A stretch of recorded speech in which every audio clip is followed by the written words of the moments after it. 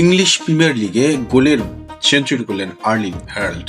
ফুলহামের অবিশ্বাস্য প্রবর্তন ছাপিয়ে ম্যানচেস্টার সিটি 9 গোলে থ্রিলার জিতল 5-4 গোলে।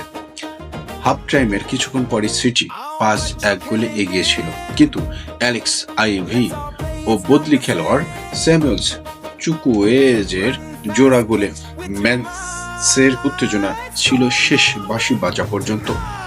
শীর্ষে থাকা আর্সেনালের সঙ্গে পয়েন্ট ব্যবধানে 2-এ নামল ম্যান সিটি। বুধবার গানার স্বাগত জানাবে বেস্টফোর্ডে।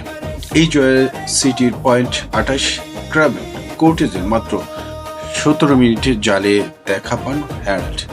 35তম খেলোয়াড় হিসেবে প্রিমিয়ার লিগের 100 ক্লাবে জায়গা করে নেন তিনি। তবে নরওয়েজিয়ান টাইগার এই মাইল ফলক ছুঁয়েছেন সবচেয়ে কম ম্যাচ খেলে।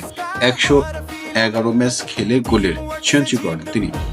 অ্যালেন শিয়ারের চেয়ে 13 ম্যাচ কম খেলে হ্যারাল্ড 1995 সালে গড়া রেকর্ড 30 বছর পর ভাঙলেন হ্যারাল্ড।